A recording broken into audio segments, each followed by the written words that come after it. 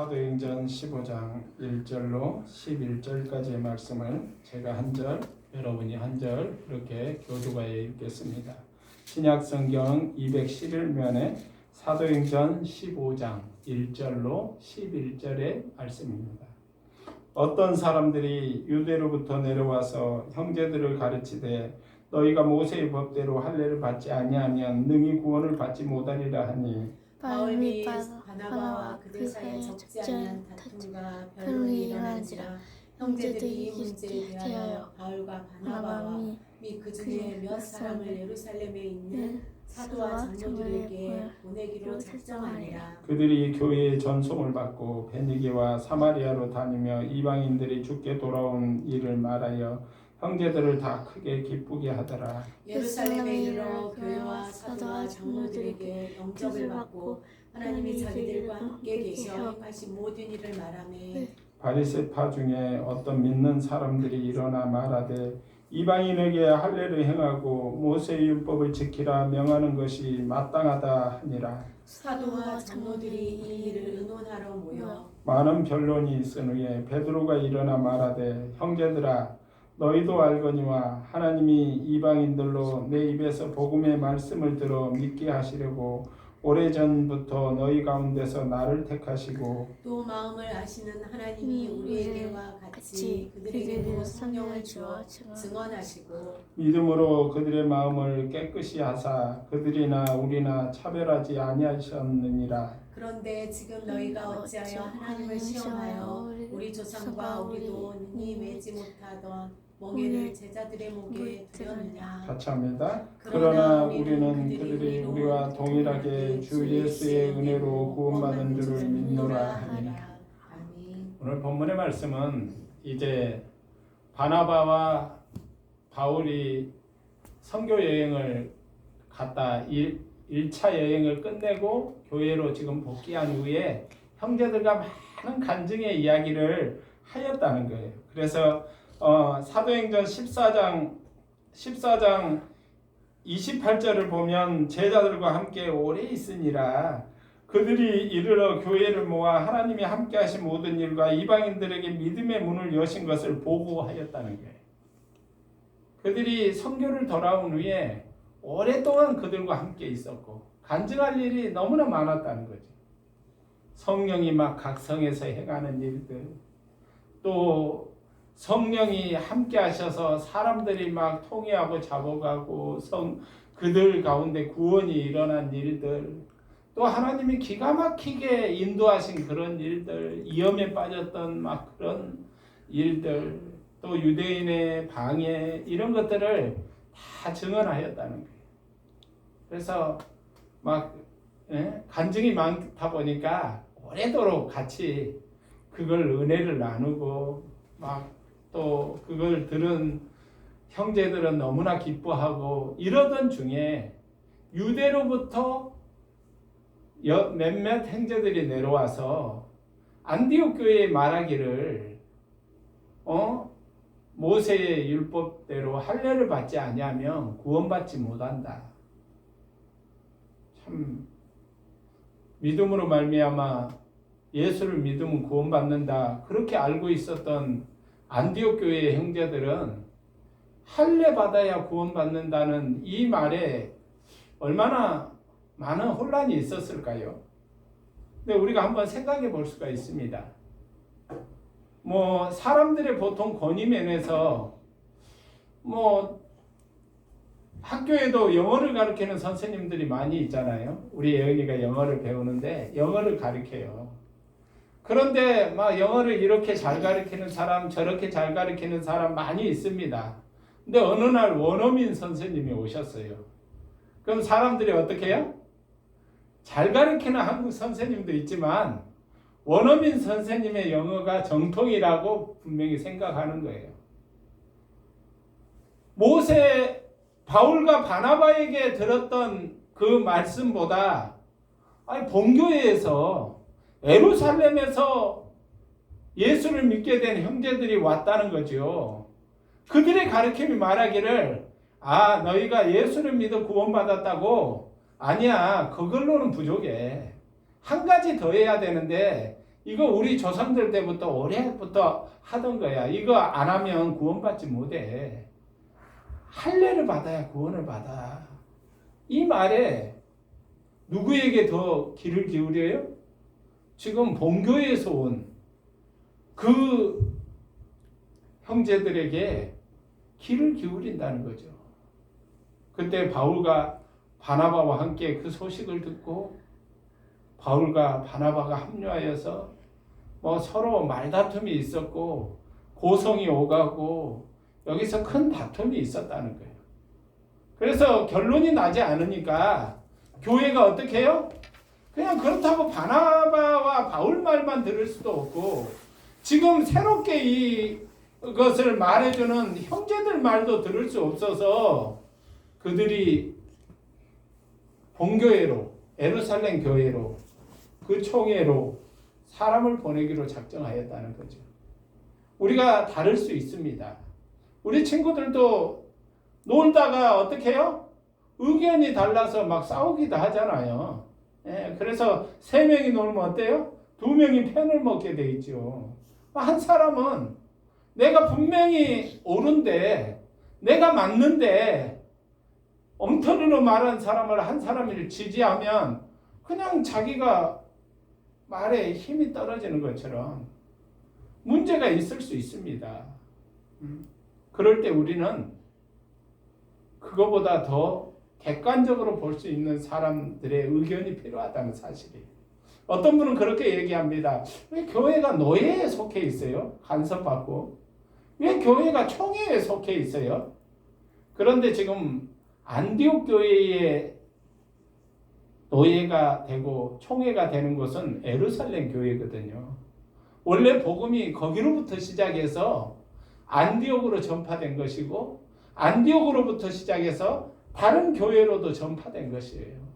그렇기 때문에 이 교회가 어떻게 결정이 되느냐 생각이 되느냐 이건 매우 중요한 일인데 싸우고 피 터지게 싸우고 그냥 네가 아니다 내가 아니다 이러고 하는 것보다 의견이 달랐을 때 상해 기간이 필요하다는 사실이에요. 교회가 작으니까 그러지 큰 교회는 이 분쟁이라는 거, 이 신학적인 문제 때문에 갈라진 교회가 너무나 많습니다. 초대교회 때도 교부 시대에 교회들이 생명에 관하여 예수에 관하여 성령에 관하여 싸운 것이 아니라 바늘 끄터리에 천사가 몇 명 올라가느냐 이런 문제로 싸웠다는 거죠. 그런 문제로 싸운 거예요. 본질이 아니라 알고 있는 지식의 문제로 싸웠다는 거예요. 지식은 한계를 가지고 있습니다. 그러나 예수 그리스도의 생명은 영원하다는 사실을 잊지 마시기를 바랍니다. 그래서 이들은 싸우다 결론을 내리지 못하고 그럼 우리 가서 물어보자. 그래서 본교회에서 결정하는 대로 우리가 그대로 따르면 될 거 아니냐. 그리고 이제 바나바와 그 다툼이 있었던 그 사람들과 또 몇몇 교회의 형제들 객관적으로 판단할 수 있는 안디옥 교회 형제들이 함께 동행해서 예루살렘에 갔다는 거죠. 예루살렘에 있는 사도들과 형제들이 너무 반갑게 맞이해주고 바울과 바나바가 선교 보고를 하고 안디옥에서 있었던 그 부흥의 은혜와 또 이방 교회에서 있었던 그런 부흥의 이야기들을 보고했다는 거죠. 늘 복음이 전해지는 곳에는 똑같은 패턴의 그런 사이클이 돌아간다라고 얘기해요. 그래서 순수하게 복음을 받아들이는 그런 부흥의 초기, 교회의 문이 여는 그 초기 시대와 그리고 그 부흥의 시대가 오는데 그것이 순수하게 부흥으로 드려지는 시대가 50년 주기로 이루어진다는 거예요. 한국 교회도 역시 마찬가지였습니다. 그래서 복음이 전해졌던 1900년도 초반에서부터 6.25 사변이 지난 1950년도 그때가 가장 순수하게 교회가 하나님의 은혜로 성령의 기름 부음을 받고 성장하고 죄인들이 돌아오고 하던 그 시기라는 거예요. 그리고 그 이후에는 어떤 일이 벌어지느냐? 그 부흥 속에서 타락의 길이 그 변질의 징조들이 보인다는 사실이에요. 초대교회도 역시 안디옥 교회로 초대교회에서 부흥이 일어났고 안디옥 교회로까지 그 부흥의 불씨가 지펴졌으며 안디옥 교회도 부흥이 일어났는데 그 이후에 어떻게 해요? 신학적인 논쟁의 문제들이 본질이 아닌 그런 알고 있는 지식의 문제들이 본질을 건드리는, 그러니까 그거잖아요. 모세의 율법을 받지 아니하면 구원받지 못한다. 이 말은 예수 그리스도를 믿는 것만으로는 부족하다는 거죠. 이건 신학적인 문제거든요. 오늘날 우리가 생각하기를 예수님을 나의 구주로 믿습니다 하고 주님을 영접했다 이거죠. 목사님 그거 갖고는 안 됩니다. 주일 성수도 해야 되고 11조도 드려야 되고 그래도 어느 정도 교회에 출석을 해가지고 믿어야 구원을 받지라고 할 때 그걸 좀 더 타당하게 여길 수도 있다는 거죠. 행위의 문제가 구원의 문제를 건드리는 그러한 일들이 우리의 상식 속에서도 있을 수 있다는 거예요. 그래서 교회는 구원을 말할 때 어떤 단계적인 구원, 그것이 상급, 크고 작음에 그래서 10고울을 다스리느냐 1고울을 다스리느냐 부끄럽게 구원이 되느냐 넘치게 구원이 되느냐 이 문제로 설왕설래하는 거 아닙니까? 여러분 잊지 마십시오. 본질은 뭐냐면 예수 그리스도를 나의 구주로 믿어서 구원받는 것입니다. 믿음으로 예수 그리스도를 믿고 믿음을 우리 입으로 시인하고 그리스도를 내 마음에, 내 삶에, 내 구원에, 내 생명에 구세주로 믿는다는 거죠. 그럴 때 하나님은 우리에게 넉넉히 예수로 말미암아 구원을 주신다는 사실을 잊지 마시기 바랍니다. 사람들은 생각하기를 천국에서는 얼마나 큰 집, 얼마나 많은 성을, 얼마나 많은 넓은 영토를 다스리느냐. 여러분, 이 세상에서 우리가 부동산을 얼마나 가지는 것이 천국에서 아무 의미가 없듯이 우리가 천국에서 어떤 영접을 받고 어떤 상급을 받는 문제를 우리가 결정할 일이 아니라는 사실이에요. 다만 그러면 목사님 믿음으로 네 예수님 믿습니다. 그러고 그냥 막 편안히 내 마음대로 살아도 되겠네요. 그것은 구원받은 자의 삶이 아니지.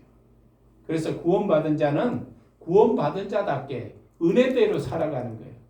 믿는 대로 살아가는 거예요. 왜 힘들게 주일 성수를 합니까? 은혜가 되니까요. 이 날이 사모가 되니까요. 주님 앞에 나가는 것이 즐거우니까요. 주님 앞에 나는 끊임없이 충전을 해야 되니까요. 주님 앞에 날마다 그 생명으로 살아야 되니까요. 그래서 코로나19보다도 예배입니다. 또 우리의 삶의 어떤 형편보다도 예배입니다. 예배를 거슬릴 수 없다는 거죠. 내 형제 중에 결혼하는데 예수 믿으니까 안 와. 원망을 들을 수 있지만은 원망을 들을지언정 예배입니다. 삶의 여러 가지 문제, 목사님이니까 그렇지요가 아니라 우리는 그렇게 살아야 됩니다. 예수 중심으로 살아야 되고 우리의 삶을 주님과 함께 살아야 되고 주의 말씀 안에서 매일매일의 삶을 매일 주일 성수하는 것을 우리의 생명같이 여겨야 된다는 사실이에요. 아멘. 하나님 안에서 그런 믿음이 나와 여러분에도 있기를 원합니다. 그래서 이제 예루살렘 교회에 가서 선교 보고를 하고 또 형제들이 그것을 통하여 은혜를 받았는데 바리새파 사람이 먼저 일어났어요. 이방인들도 할례를 받아야 됩니다. 할례를 안 받는다니 이건 말도 안 되는 일입니다. 할례를 받았기 때문에 아브라함의 자손이 된 것처럼 그들도 구원받으려면 뭔가 표가 있어야 되지 않습니까? 그들도 구원받으려면 확실한 증거가 있어야 되지 않습니까? 우리가 유대인들이 할례를 받듯이 그들도 할례를 받아야 됩니다. 오늘날 이 시대의 할례를 저는 그렇게 생각했어요. 말하기를 아니 지금 세례받고 지금 예수 그리스도를 영접하고 성도가 되는 걸로는 부족합니다. 유아 세례를 받은 자만이 구원을 받은 자입니다. 이 할례를 유아 세례로 제가 생각한 건 그런 것입니다. 할례는 원래 난지 8일 만에 유대인들이 받는 거거든요. 난지 8일 만에 받는다는 것은 자기의 의지가 없는 거예요. 부모의 믿음으로 할례를 받는 거거든요. 조상들의 그런 약속을 따라서 할례를 받는 거예요. 예수님도 난지 8일 만에 할례를 받았다 기록되어 있어요. 그러니까 이건 뭐냐면 내 의지가 아닌 내 부모의 믿음, 내 부모의 의지로 되어지는 일. 그러니까 교회에서 가만히 생각하니까 내 의지가 아니고 되어질 수 있는 일이 뭐냐? 유아 세례예요. 그들은 마치 이것이 진리인 양 오늘날 많은 사람들이 자기 의지가 아니라 부모의 의지로 이 세례를 받는 거. 그래서 유아 세례 받은 사람은 나중에 뭐 또 다시 세례 받을 필요가 없습니다. 이렇게 말하는 자도 있다는 사실이에요. 저는 반대합니다. 나의 의지로, 내 의지로, 내 믿음으로 나는 주님을 고백하고 나는 주님을 믿겠습니다. 이것이 구원의 증표로 필요하다는 사실이에요. 그래서 그들이 교회에서 이제 그렇게 일어나니까 바리새파 형제는 어떤 사람이에요? 기본적으로 유대인입니다. 바리새파 유대인은 어떤 사람이에요? 예루살렘 교회의 본교의 사람들이에요. 그들이 일어나서 이방인들도 할례 받아야 됩니다. 그대로 방치하면 안 됩니다. 그들이 하나님 앞에 예수 이름으로 구원받는 일들이 할례 없이 구원받는다는 거 이거 경계해야 됩니다. 라고 말할 때 예루살렘 교회에서도 여러 다툼이 있었다는 거죠. 이 문제에 대해서 서로. 근데 가만히 듣고 있던 베드로가 오늘 본문을 보니까 일어났어요. 여러 다툼이 있은 후에 베드로가 가만히 일어나서 말합니다. 여러분에게 제가 할 말이 있습니다. 제가 10년 전에 고넬로의 사건이 지금 오늘 본문의 사건과 10년이라는 시간이 간격이 있거든요. 제가 10년 전에 여러분보다 먼저 선택되어서 고넬로의 한 집에 가지 않았습니까? 그곳에 가서 주께서 그곳에 가라 해서 갔는데 이방인에게도 우리와 전혀 차별 없는 구원을 하나님께서 주시는 걸 경험했습니다. 우리하고 똑같이 그들 위해 성령이 임하는 것을 경험하지 않았습니까? 그때는 제가 이것이 무슨 이유인지 몰랐지만 오늘에 보니까 이 문제를 접하고 보니까 하나님께서 그 일을 먼저 경험하게 하신 그 이유를 분명히 알겠네요. 라고 얘기했던 거예요. 그래서 우리와 전혀 상관없이 그들은 할례 안 받았는데 성령이 임하셨고 구원이 임하셨습니다. 아멘. 그리고 우리도 매지 못하는 조상들도 매지 못하는 율법의 문제를 가지고 그들을 괴롭게 하지 맙시다. 이렇게 얘기하는 거죠. 그리고 한 사람이 또 일어나는 것을 13절로부터 우리는 볼 수 있습니다. 그래서 13절을 여러분에게 읽어드리면 말을 마치고 야고보가 대답하여 이르되 형제들아 내 말을 들으라. 하나님이 처음부터 이방인 중에서 자기 이름을 위하 백성을 취하시려고 그들을 돌보신 것은 시므온이 말하였으니 이 시므온은 베드로입니다. 선지자의 말씀이 이와 일치하도다. 기록된 바 이후에 내가 돌아와 다윗의 무너진 장막을 다시 지으며 또 그 허물어진 것을 다시 지어 일으키리니 이는 그 남은 사람들과 내 이름으로 일컬음을 받는 모든 이방인들로 주를 찾게 하려 함이라 하셨으니 즉 예로부터 이것을 알게 하시는 주의 말씀이라 함과 같으니라. 이 야고보가 이런 베드로의 그 설명 이후에 야고보가 일어나서 말씀하는데 야고보가 왜 일어났을까요? 당시에 당회장이었어요. 당시에 예루살렘 교회 담임 목사님이 야고보 사도였어요. 이 야고보는 예수님의 동생입니다. 이 예수님의 동생이었던 총회장격이었던 야고보, 예루살렘 교회의 담임 목사였던 야고보가 일어나서 결론을 내려주시는 거죠. 여러분, 시므온이 지금 말하는 거 이게 맞는 얘기입니다. 그리고 이것은 우리들의 주장이 아니고 우리들의 경험이 아니고 옛적의 선지자들이 말씀하시기를 다윗의 장막이 다시 일으켜 세우리니 그때에는 많은 이방인들이 구원을 받게 되리라 하신 말씀이 약속한 선지자들의 말씀대로 이루어진 것입니다. 아멘. 결론을 딱 내려버렸죠. 놀라운 은혜입니다. 그래서 우리가 어떤 신학적인 논쟁, 문제 이런 걸로 막 다툼이 일어날 때 그것을 갖고 다툴 것이 아니라 하나님의 말씀 안에서 적합한가? 주께서 하신 약속은 무엇인가? 깊이 생각해 볼 필요가 있다는 거예요.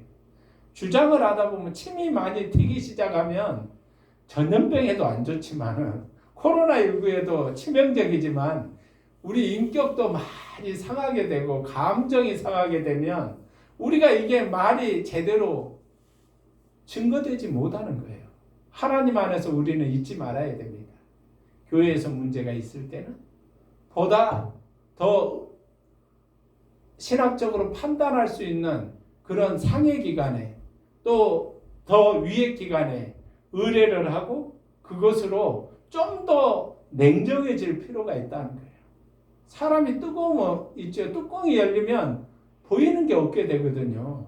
그래서 정말로 술 먹고 싸우는 사람들은 애초에부터 안 보이기 때문에 막 그냥 비틀비틀하고 싸우는데 술도 안 먹고 싸우는 사람은 말릴 수도 없어요. 이것은.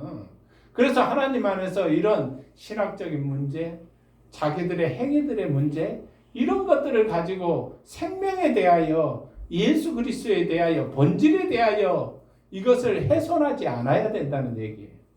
하나님 안에서 잊지 말기를 원합니다. 분명히 하나님께서 우리에게 주신 은혜가 무엇인가를 경험해야 되고 그 은혜 안에서 우리 자신은 조명돼야 되고 주님께서 우리에게 하신 약속이 옛적 선지자로부터 야고보가 그렇게 말했다는 거예요. 근데 오늘 보니까 야고보가 한 가지를 더 얘기하는데 네? 정말 말씀을 잘 했잖아요. 근데 20절에 우리 같이 읽어봅시다. 19절부터요. 그러므로 내 의견에는 이방인 중에서 하나님께로 돌아온 자들을 괴롭게 하지 말고 다만이라고 얘기하고 있어요. 우상에 더러운 것과 음행과 목매어 죽인 것과 피를 멀리하라고 편지하는 것이 옳으니 이는 예로부터 각성에서 모세의 전하인 자가 있어 안식일마다 해당해서 그 글을 읽음이라 하였더라. 이 뭔가 아니 갑자기 약속과 복음으로 가더니 다시 율법으로 들어간 것이 아닌가. 이거 뭔가 잘못된 것이 아닌가. 그렇게 생각해 볼 수 있습니다. 그러나 이것은 어떤 거냐면 우리가 생활을 하면서 삶을 살면서 야고보가 말한 20절의 이 말씀은 율법의 이야기가 아니에요. 이것은 어차피 하나님 안에서 삶의 이야기라는 거예요. 우리 생활에서 늘 발생할 수 있는 일에 대한 이야기라는 거예요. 왜냐하면 당시에는 고기를 어떻게 해요? 이방 신전에서 드려짐으로 그 드려진 물건이 시장으로 나왔다는 거예요. 뭐 어떤 거는 그러고 어떤 거는 그렇지 않은 것이 아니라 아예 이방 신전에서 고기를 잡는 것이 그 제사장들의 입회하에서 고기를 잡는 것이 그들의 법이었다는 거예요. 그래서 바울은 그렇게 얘기합니다. 고기를 먹는 거 나에게 아무 꺼리낌이 없다. 그렇지만 내가 약한 자 때문에 그런 일이 그들이 실족하는 일이 벌어진다면 난 영원히 고기를 먹지 않겠다. 여러분 우리가 예배를 마치고 집에서 식사를 하고 있는데 문이 똑똑 두들겼다 이 말이죠. 야, 어떤 분이 접시에다가 시루떡을 가지고 와서 이것 좀 드십시오. 예, 우리 가게가 오픈해가지고 고사 지내고 이거 가져왔습니다. 그때 떡돌이인 이 목사가 야, 그 맛있겠다. 이거 가져오시오. 그냥 먹었다 이거죠. 예. 먹은 게 뭐 문제가 될 수는 없어요. 왜냐하면 우리가 우상이 우리에게는 우상이 아니거든요. 사실은 하나님을 버려서 실족하지를 않는 거예요. 근데 새로 이제 예수 믿지 얼마 되지 않는 사람이 옆에 있다가 이 목사가 참 이상한 사람 아니야. 분명히 고사 지냈다고 하는데 그 떡을 먹다니 하고 이 이상한 교회다. 다음 주부터 안 나와야 되겠다. 설교는 들을만 하더니 완전 영털이네. 그러면 안 된다는 거죠. 하나님 안에서는 우리는 잊지 말아야 됩니다. 바울이 말하기를 모든 것을 먹을 수 있대. 바울은 그렇게 얘기했어요. 그러나 약한 자로 실족할 수 있는 생활의 문제. 그래서 야고보는 그들에게 설명하기를 그런 삶에 실족할 수 있는 문제들을 목매 죽은 것들, 그 피해 관한 문제, 이런 얘기들을 20절에 그들로 하여금 다만 우상에 더러운 거, 그 고기 얘기고요. 음행과 목매어 죽인 거. 목매어 죽인 건 왜 그럴까요? 목매어 죽인 고기를 먹지 말라. 성경에서 그렇게 말했어요. 목매어 죽으면 피를 흘릴 수 있어요? 피가 살 속에 그대로 있는 상태라는 거죠. 그래서 이슬람 교도들은 할랄 식품, 그래서 동물을 맥을 따갖고 피가 다 빠질 때까지 죽어야 할랄 식품에 합당한 음식이라. 이것이 동물 애호가들하고 굉장한 논쟁이 있잖아요. 이건 동물을 완전히 학대하는 것이다. 예? 이렇게 얘기하는 것이거든요. 그런데 그들은 약속이기 때문에 우리는 핏째 고기 안 먹겠다. 그렇게 해서 사도 바울은 그렇게 얘기합니다. 나는 양심을 위해서는 아무것도 꺼릴 것이 없다. 그런 얘기지요. 불쌍히 있다 한들 그것이 내가 마음을 전혀 주지 않고 나는 오직 하나님만 보이는데 하나님의 사람인데 우상이 우상되지 않아. 우상이 되려면 어떻게 해야 돼요? 그걸 믿는 자가 돼야 돼요. 그걸 바라보는 자가 돼야 돼요. 그것을 복줄가하고 그것에 의지하는 자가 돼야 돼요. 우리는 우상이 우상되지 않는 자예요. 우리는 하나님을 믿습니다. 아멘. 그분이 우리 삶을 주장하시고. 그러나 우리로 끝난 일이 아니라는 거예요. 보는 눈이 많다는 거죠. 실족하는 자가, 연약한 자가 있다는 사실이죠. 그래서 바울이 말하기를 나 고기 좋아해. 근데 그 고기 때문에 우상 앞에 드려진 그 고기를 먹는 그 문제로 연약한 자가 실족한다면 난 영원히 고기 안 먹을 거야. 난 영원히 고기 끊을 거야. 사도 바울은 그렇게 말했거든요. 하나님 안에서 우리는 잊지 말아야 됩니다. 약한 자를 돌아보라. 그들의 시선에서 바라보라. 내가 주장해서 이건 괜찮은 거야. 괜찮습니다. 그들로 실족하게 만들 수도 있다는 사실이에요. 믿음을 그들이 그렇게 잘못 가게 할 수도 있다는 사실이에요. 오늘날에는 수많은 이단들이 있습니다. 그들은 유사한 것으로 믿는 자를 유혹합니다. 그러나 유사한 것이 진짜는 아니라는 사실이에요. 예루살렘 교회는 인정하셨지만 사마리아 교회는 여로보암의 길로 행하였더라. 이 한마디로 성경의 역사를 구약시대 열왕기 상하를 하나님은 평가해요. 여로보암의 길로 행하였더라. 그가 산당은 없앴으나 그가 바알상은 없앴으나 그가 아세라상을 찍었으나 여전히 여로보암의 길로는 행하였더라. 이 말이 뭐냐면 여전히 예루살렘 교회에 출석하지 아니하고 예루살렘 성전에 가지 아니하고 사마리아에 있는 그 소 앞에서 예배드리고 제사드리고 있었더라. 이걸 얘기하는 거거든요. 하나님 안에서 우리는 조금 비슷하게 드려지기를 하나님이 원하시는 것이 아니라 우리를 원하십니다. 우리 생명을 원하십니다. 삶을 원하십니다. 우리 전부를 원하신다는 사실이에요. 모범이 되는 삶, 거울이 되는 삶, 그러한 믿음으로 살아서 주님 앞에서 온전함을 누리는 나와 여러분이 되기를 원합니다. 기도합니다. 참 좋으신 하나님 감사합니다. 오늘도 하나님께서 은혜를 더하여 주시옵소서. 우리가 하나님 안에서 자유를 가졌으나 그 자유는 책임을 따르며 또 하나님 안에서 우리가 아버지 은혜를 구하나 그 은혜는 위로부터 임한다는 사실을 알게 하시며 우리가 하나님으로부터 구원을 말하나 그 구원은 오직 예수 그리스도로부터 온다는 사실을 잊지 않게 하옵소서. 우리로 하여금 예수 그리스도로 말미암아 구원을 받고 그리스도로 말미암아 신앙하며 그리스도로 말미암아 찬양하며 그리스도를 힘입어 살아갈 수 있는 구원받은 자녀들이 되게 하옵소서. 우리 구주 예수 그리스도 이름으로 기도드리나이다.